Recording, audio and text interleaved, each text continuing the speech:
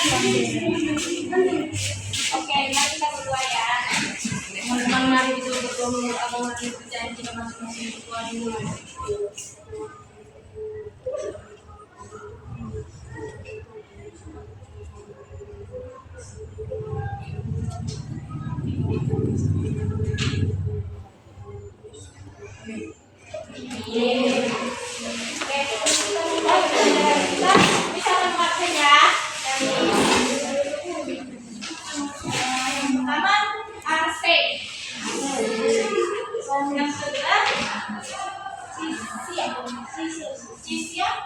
Yang ketiga Citra, Devania, baru Fatia, terus Fauzia, Devani, Indri, Ivander, Keisha, Kevin, Maria, Marolo, Marta, Mei, Kenzi, Naomi, Nicholas, Rafael, Rahel, Priyama, Rino, Ruth, Samuel, Sebastian,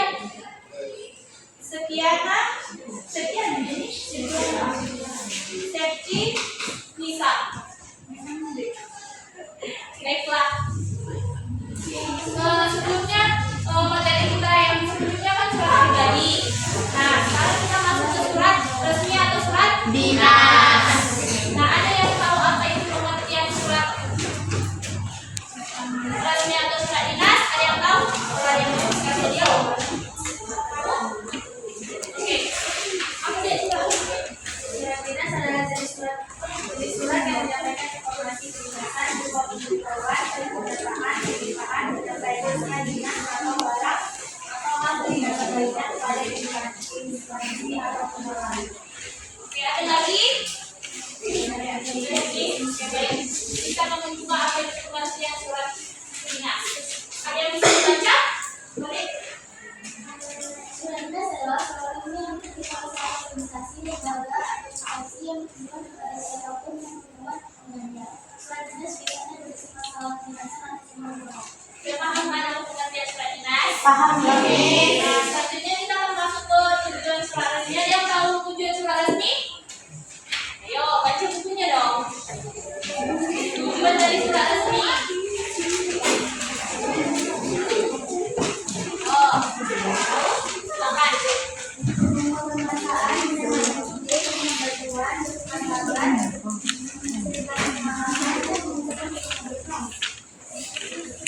Inilah surat tujuan dari surat resmi. Ada yang bisa dibaca, boleh?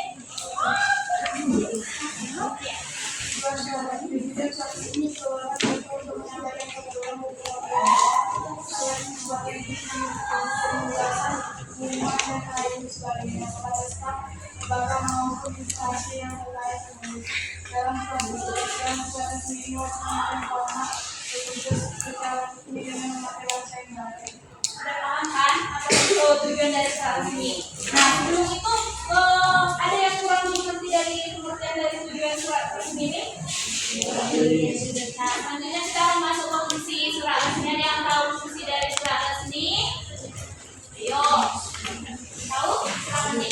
Sebagai bukti tertulis dalam bentuk dokumen cetak di mana isinya bisa dipertanggungjawabkan sebagai sarana informasi atau pemberitahuan mengenai hal-hal khusus yang disampaikan oleh suatu pihak kepada pihak ini.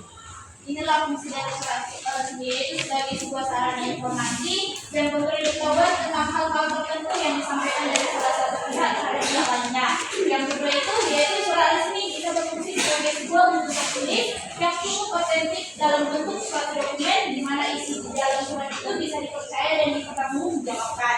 Terus selanjutnya sebagai panduan kerja dalam melakukan suatu aktivitas atau kegiatan di mana surat resmi ini berisi mengenai langkah-langkah kerja atau suatu pekerjaan tersebut. Yang keempat, sebagai sarana untuk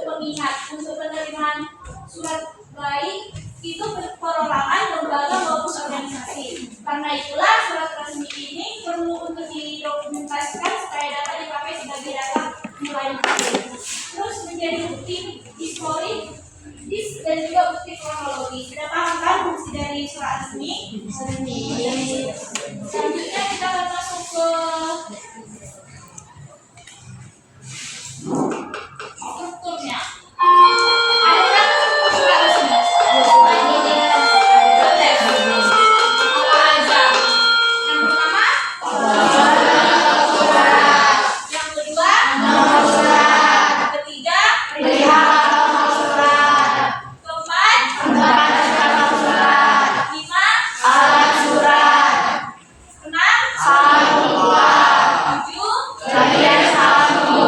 delapan, sembilan, sepuluh, 11,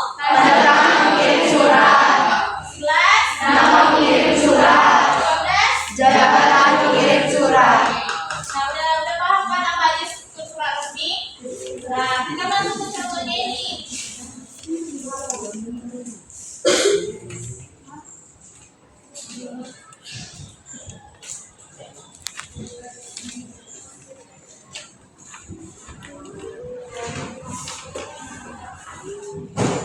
Nah, yang mana disebut kepala surat kan? Nah, terus yang tanggal surat ini, kita kalau suratnya harus ditentukan, nggak bisa nggak ditentukan ya, harus sesuai sama yang dilampirkan. Contoh tanggal segini, berarti tanggal segini ditentukan ke situ, oke? Terus yang itu nama panggilannya sama beliau suratnya. Itu beliaunya tentang apa? Itu tentang undangan ke sekolah lain kah atau undangan ke BTN lain kah gitu kan? Terus yang itu alamat suratnya. Alamat surat itu ya di mana tempat diletakkan alamat surat itu, ngerti kan? Dan itu salah pembuka. Sebelum kita punya kan harus ada salah pembukanya. Nggak mungkin asal langsung isinya, kan? Nggak mungkin.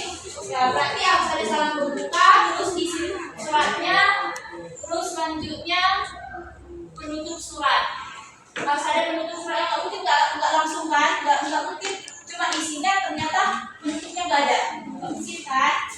Terus yang itu salah bentuknya yang kayak orang tadi kepala SMP Sinar Bangsa.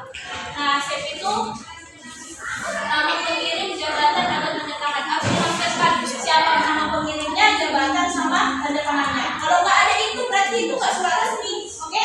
Oke, Miss. Oke, sekarang udah paham semua kan apa itu surat resmi sama contohnya kan? Nah, selanjutnya bisa mengasih tugas sama ujian. Tugasnya itu gampang kok. Gampang kali bisa nih kalau bisa menjawab dikasih hadiah. Apa ada di Ada lah, Miss yang tahu. Nah, bisa membagikan sebuah kelompok. Kelompok ini menentukan ini sama dengan sebuah kertas yang berisi surat resmi, dan kalian akan menentukan di mana itu strukturnya, yang mana bawahnya, pokoknya strukturnya harus sesuai sama yang di sini, oke? Sebelah kiri akan kasih tugas, ini ada 2 lembar tugas, 2 lembar. Tentukan pilihan yang mana surat resmi, mana yang tidak resmi. Kalau resmi kan otomatis harus ada strukturnya kan. Kalau nggak resmi berarti nggak ada kan. Nah, bisa kan menentukan mana surat resmi dan mana tidak resmi. Oke? Oke, Miss.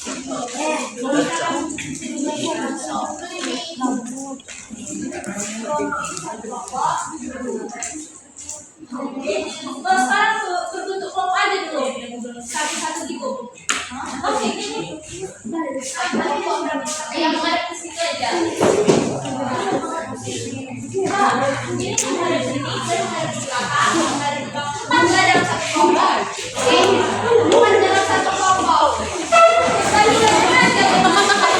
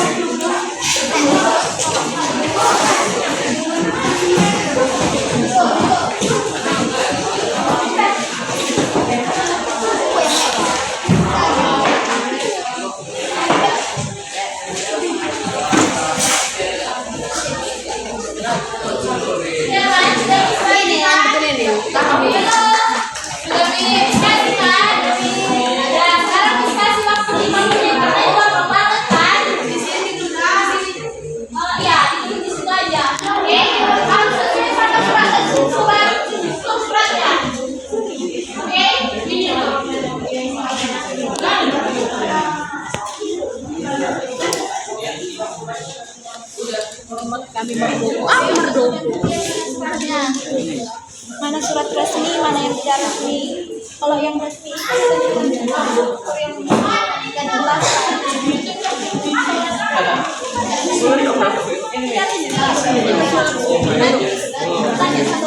Perwakilan harus ada perwakilan tiap kelompok yang maju ke depan.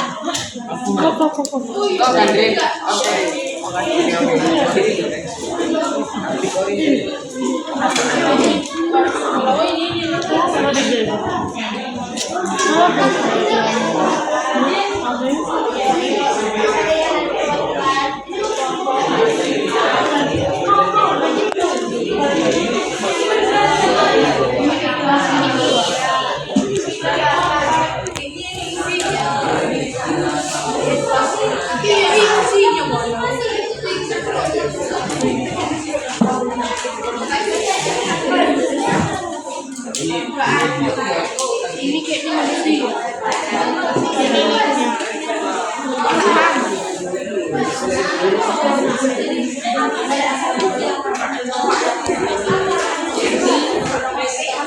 ini kayaknya apa? Alamat surat ini apa? Alamat surat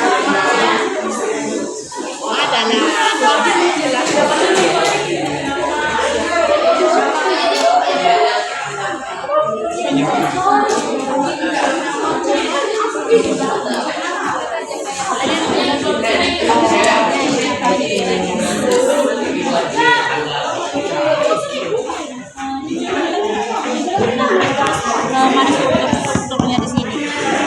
Tahu.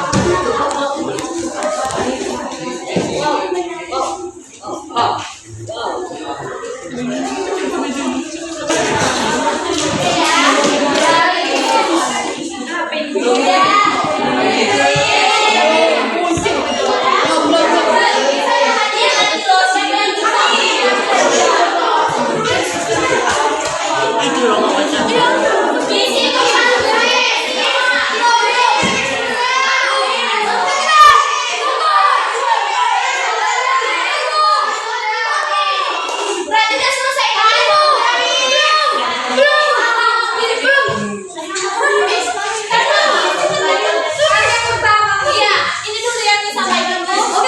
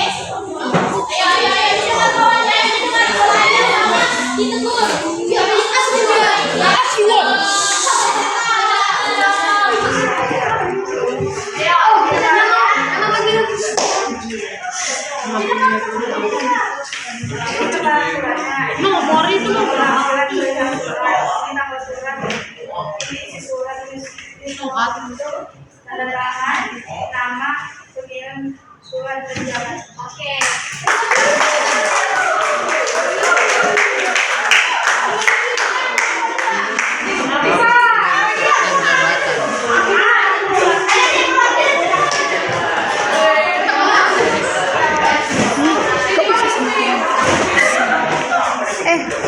Dia besok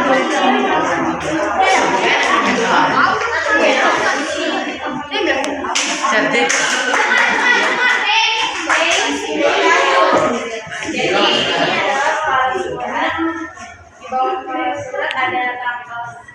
surat, dan di samping tanggal surat ada nomor surat, lampiran surat. Terus di bawah itu ada alamat surat, dan setelah itu sebelum masuk ke isi ada salam pembuka dari surat, yang isi surat, bentuk surat, dan salam satu. Terus yang itu ada nama pengirim dan pendapatan serta tanda tangan. Oke. Surat dan ada,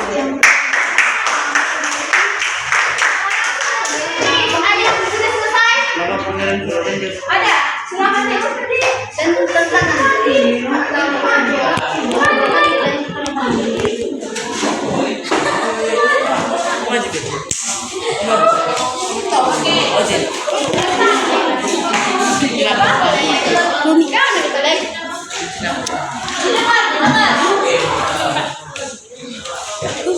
yang mana surat resmi di antara dua surat itu? Di sebelah kanan saya ada, dan di sebelah kiri saya ada beberapa surat. Di sebelah kanan itu ada surat resmi, dan yang di sebelah kiri itu tidak resmi. Bagaimana kita cara membedakannya? Dari yang pertama-tama bisa kita lihat, memang persamaan kop suratnya ada, tetapi perbedaannya itu di sebelah kiri saya tidak ada salam penutup, dan tidak ada tanda tangan yang jelas, serta nama pengirim yang tidak jelas juga. Dan salam pembukanya juga tidak ada. Oke.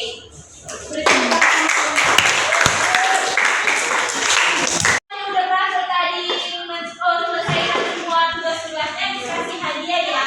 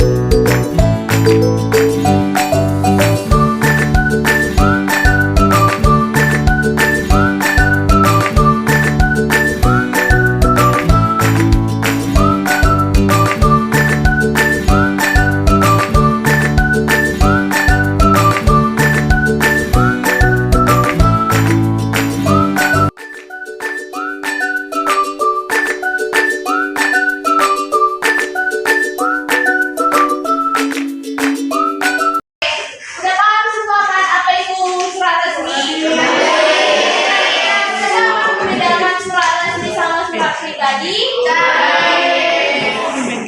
Baiklah, kalau sudah paham, sampai sini pembelajaran kita hari ini ya.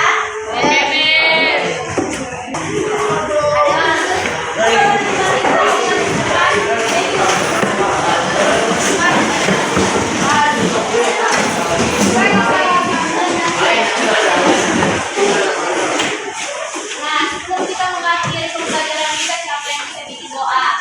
Aku deh.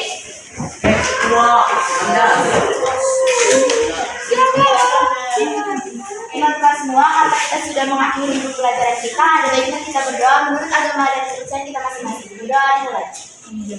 Terima kasih Tuhan karena pada hari ini kami sudah menyelesaikan pembelajaran kami. Terima kasih karena sudah memberikan anak-anak ini pintar dan kecerdasan, kami bisa menjawab semua pertanyaan-pertanyaan yang diberikan di kami. Terima kasih untuk pada hari ini. Inilah doa aku untuk cukup. Amin. Oke.